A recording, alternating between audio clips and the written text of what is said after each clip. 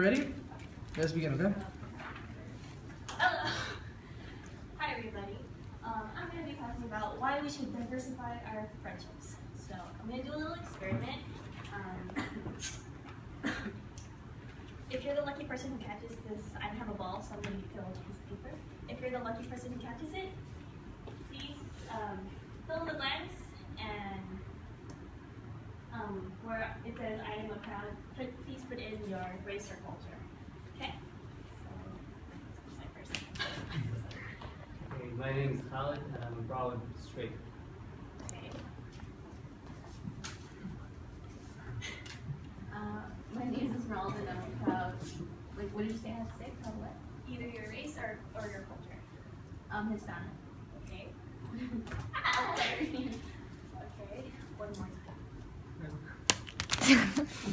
My name is Alexander, and I'm a proud Salvadorian. Okay. So, you guys can already see I only threw to 3 people, and they're all completely different races. So, what does that mean? We're in a complete diverse place. We live in America. The United States, which is already the melting pot of all the cultures. Not only that, we live in California. That's even more diverse. We're one of the top 10 most diverse states in the United States. And not only that, we go to Cal State LA. And you know what that means? We're in LA! Okay, yeah. We are in LA. And imagine how many cultures we have here. So, what I'm proposing is that we all make friends with someone from a culture that we're either not comfortable with or not familiar with. Okay? And today I'm going to be talking about why we're so prone to why it's so easy to reject other people, what causes us to feel this way towards others, and why making friends with all these different cultures can actually help us. Okay, so let's get started. So, yeah. So why are we still acting this way? Why are we still pushing other people away? Well, one of the easiest way to push people away is to think you're either better than them or think they're primitive in some way, whether it be the way they dress, what they eat, or their accents, the way they talk. It can be anything. And according to,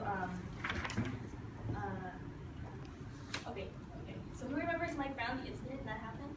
Who remembers it? Yeah, it had to do with discrimination, right?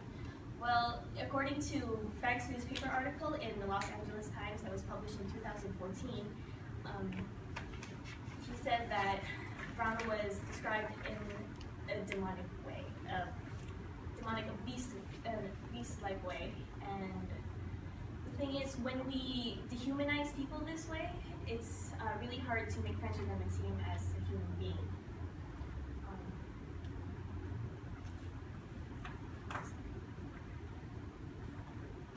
Okay, and so we don't want to make friends with these people because sometimes we feel awkward around them. Like, if you made a friend with somebody from a different culture and you bring them to your friends who are like the same as you, it's going to be kind of weird when they act differently, and honestly we'd all rather avoid all these situations. And that's why a lot of us fall into these stereotypes. We see them as this embodiment of that person that does all these things. Okay, so now that I've talked about why we're so prejudiced, let's go on to why we why we still act this way. So we still act prejudiced because it's how we react to all the cultural diversity. Either sometimes we feel all alone because we see so many types of people we want to stick to our own family, or that when we try to make the initiative and talk to others, we do it the wrong way. According to Martin's article in Time Standard that was last updated in 2012, we want to stay in what he calls racial purity.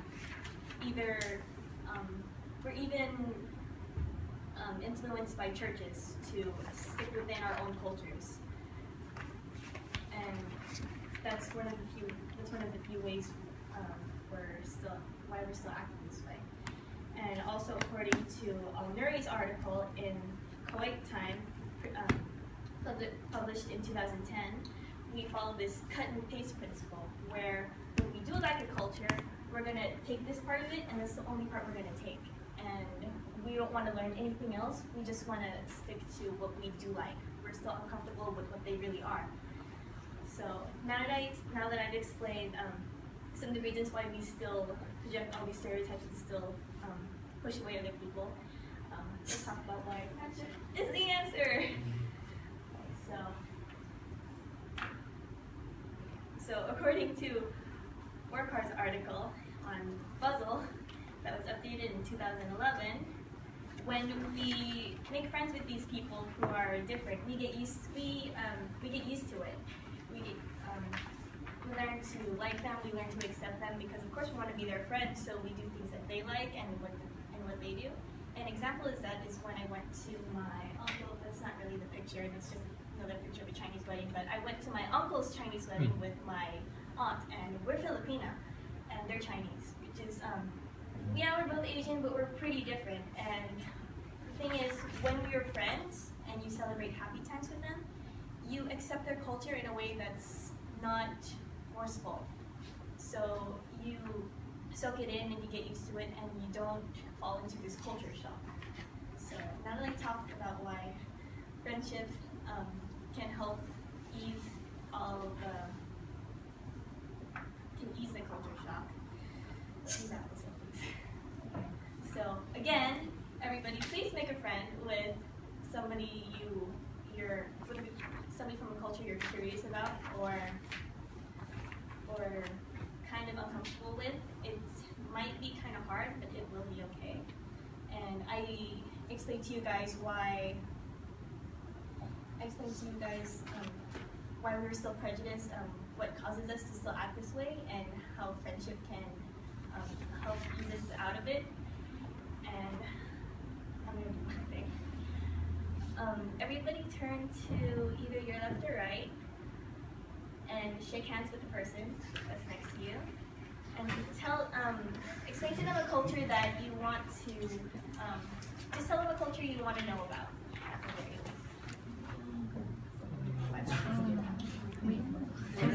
Talk about the culture.